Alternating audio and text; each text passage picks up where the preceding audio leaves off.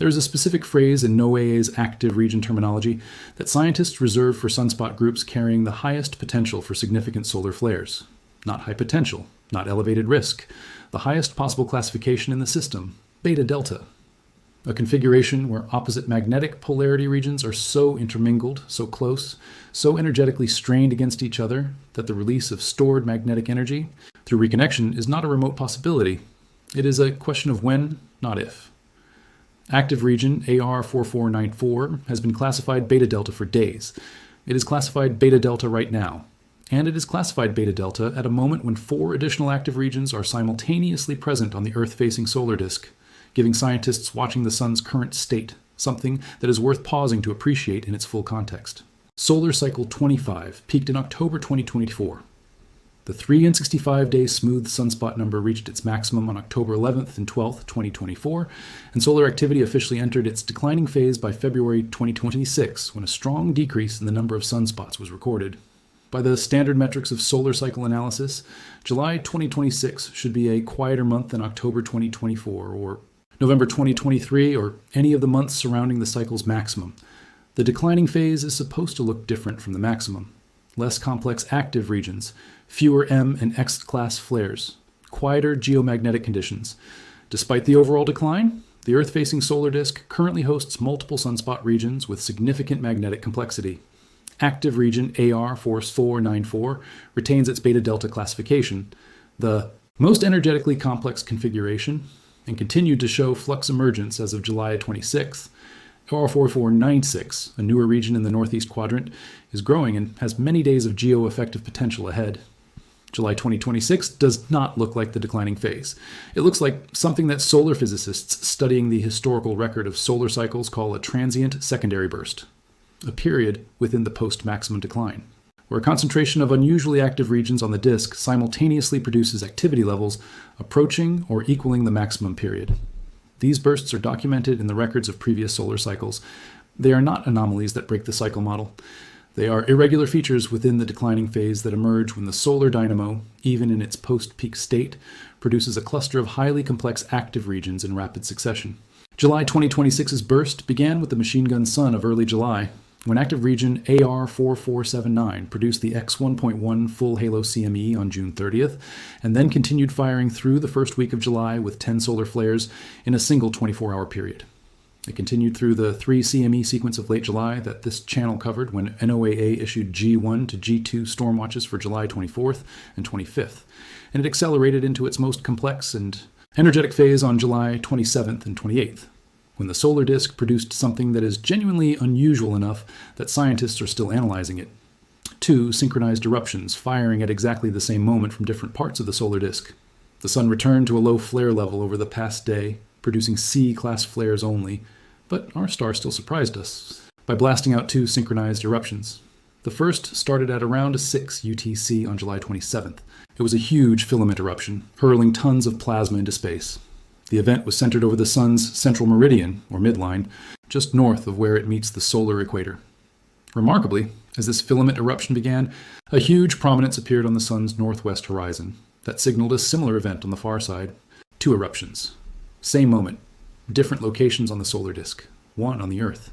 Facing side, centered near the central meridian, a massive filament eruption visible directly in SDO imagery, hurling tons of plasma outward. And simultaneously, at the same timestamp as the filament eruption began, a huge prominence appearing on the sun's northwest horizon. Prominences are visible on the solar limb when they extend, above the edge of the solar disk. A prominence appearing at the northwest horizon at the same moment as a central meridian filament eruption means exactly one thing. Something was erupting on the far side of the sun, and the prominence was the far side eruption's material rising above the solar limb into the line of sight. 2 simultaneous eruptions. 2 completely different locations, one on the Earth-facing hemisphere, one on the far side, triggered at the same moment. The physical mechanism by which 2 eruptions in different solar locations can trigger each other, or by which a single deeper solar process can drive simultaneous surface eruptions at multiple locations, is actively studied in solar physics, but is not completely understood. Solar sympathetic eruptions, as they are called in the literature, have been documented before. What made the July 27th event notable to the scientists watching it was the simultaneous nature and the scale of both events. A a huge filament eruption combined with a huge far side prominence, both major eruptions occurring within the same UTC timestamp. The Earth Sky team, which provides daily real-time solar monitoring updates, specifically flagged this event as unusual. Our star still surprised us. In the language of a team that covers solar activity every single day, surprised us is precise phrasing. Not unexpected, not elevated. Surprised.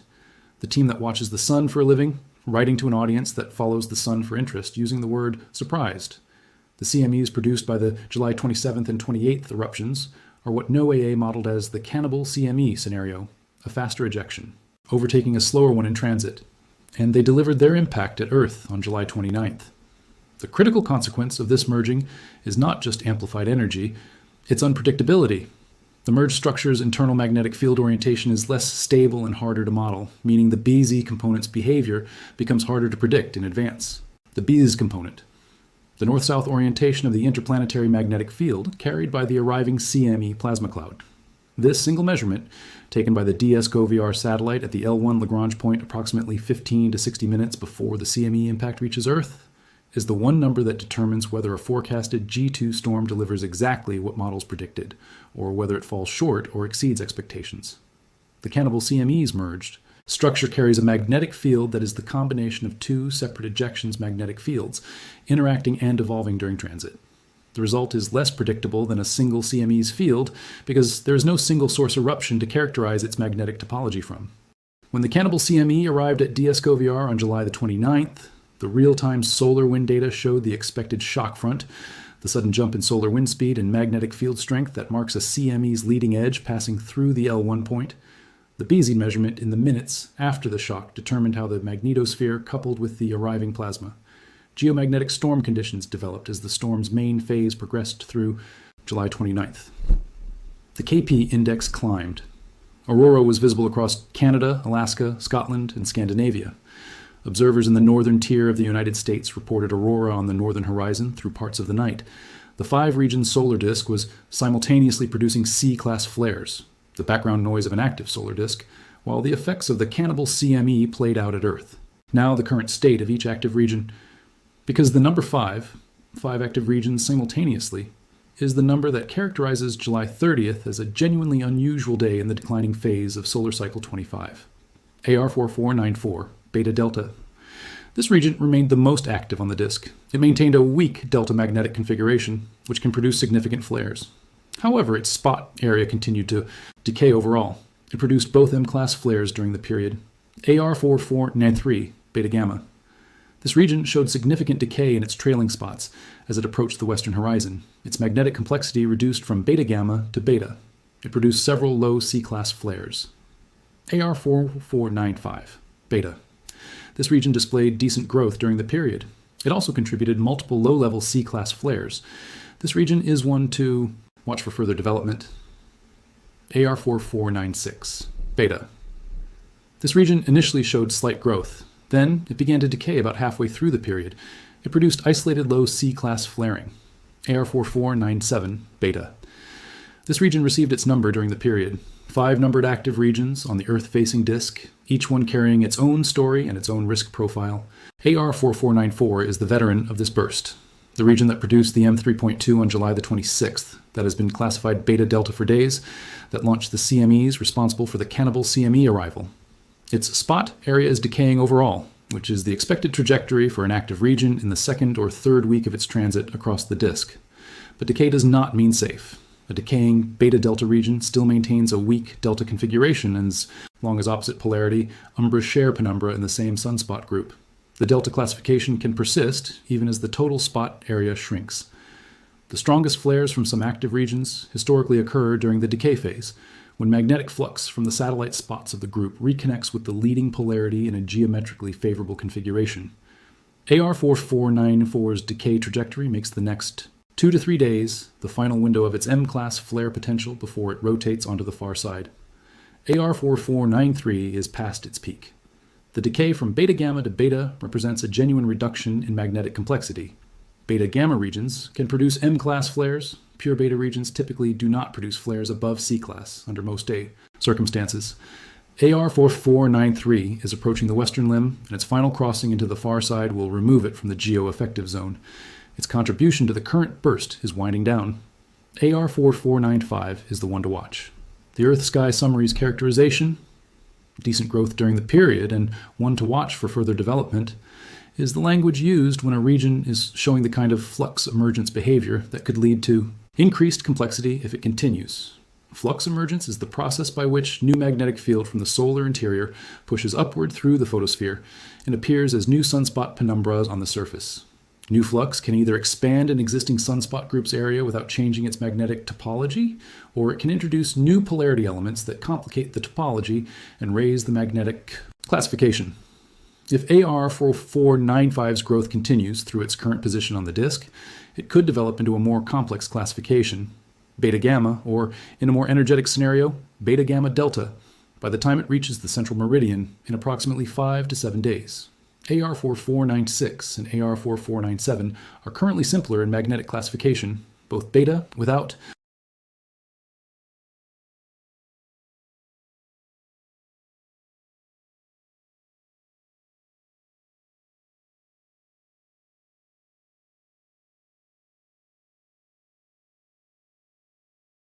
The picture this 5-region disk paints is of a sun that is not quiet by any standard measure, in a phase that the cycle data says should be producing declining activity. How common are 5-region highly complex disks in the declining phase of a solar cycle? Looking at the solar cycle records maintained by NOAA and the Royal Observatory of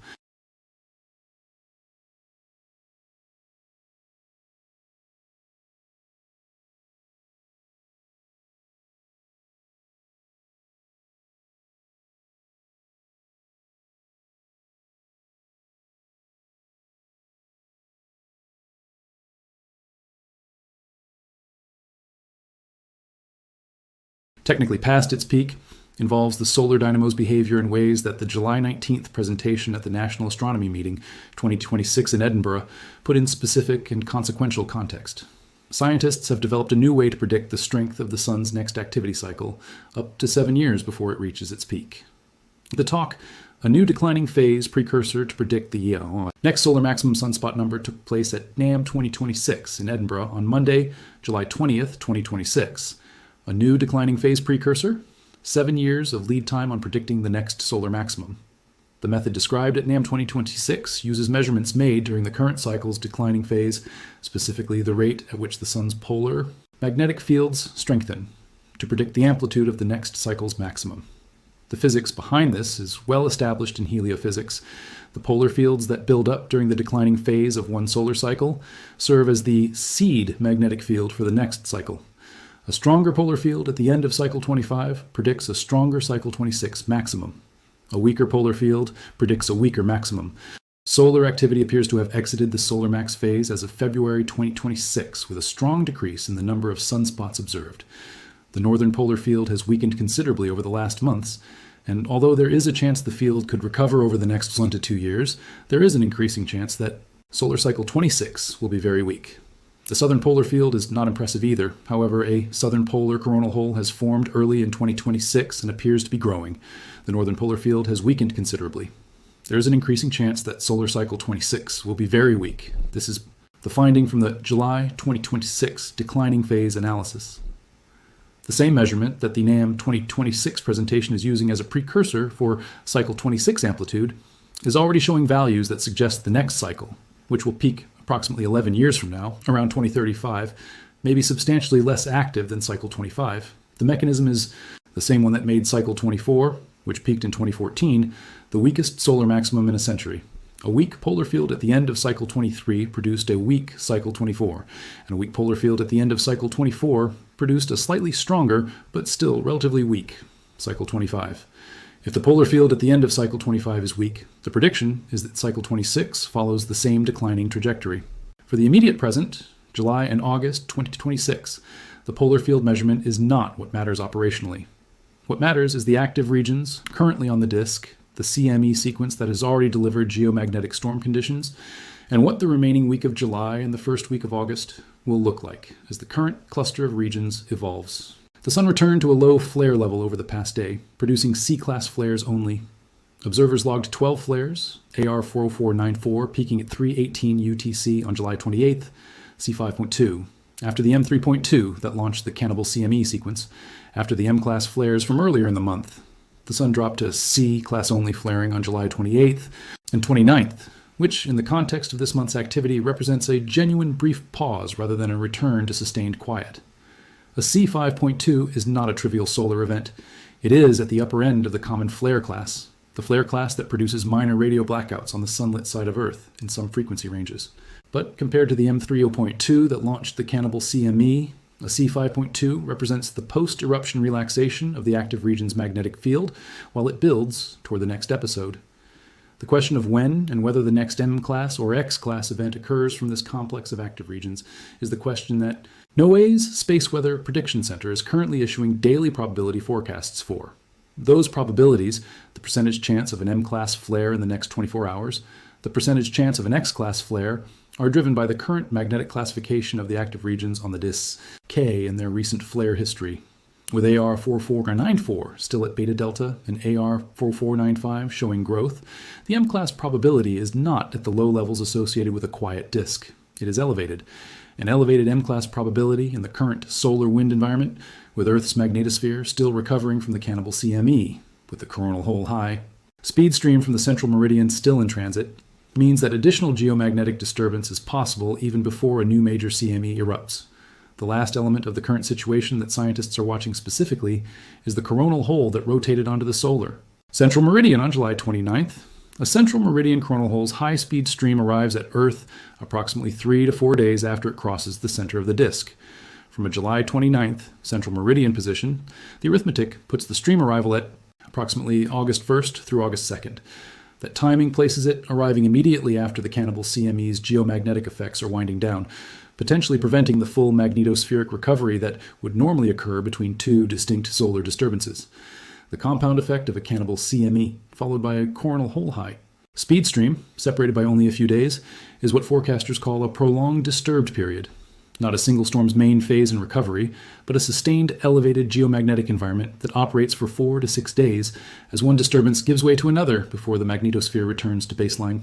For Aurora watchers across the northern tier of the United States, Canada, Scotland, Scandinavia, and New Zealand in the southern hemisphere, the current extended disturbed period means that conditions favorable for mid-latitude aurora sightings are not limited to the hours immediately around the cannibal CME's main phase impact. The high-speed stream arrival on August 1st through 2nd provides a second window of elevated KP potential, typically not as sharp or as intense as a CME main phase, but sustained for longer, producing overnight KP values in the 4 to 5 range that can push the aurora oval southward during the storm's most active hours. Take a step back from the individual active regions and the specific storm parameters, and look at July 2026 as a chapter in the solar cycle's story. The cycle peaked in October 2024. February 2026 marked the beginning of the statistically confirmed declining phase. And then July 2026 delivered the machine gun sun, the 3 CME sequence, the synchronized dual eruptions, the cannibal, CME, the 5-region active disk, and a polar field measurement that suggests the next cycle may be weaker than this one. A declining cycle that looks more like a maximum than a minimum. A sun that, by every operational metric that matters to power grid engineers and satellite operators and aurora watchers and radio operators at high latitudes, is behaving with a level of sustained activity that the long-term cycle data says it is supposed to be growing out of.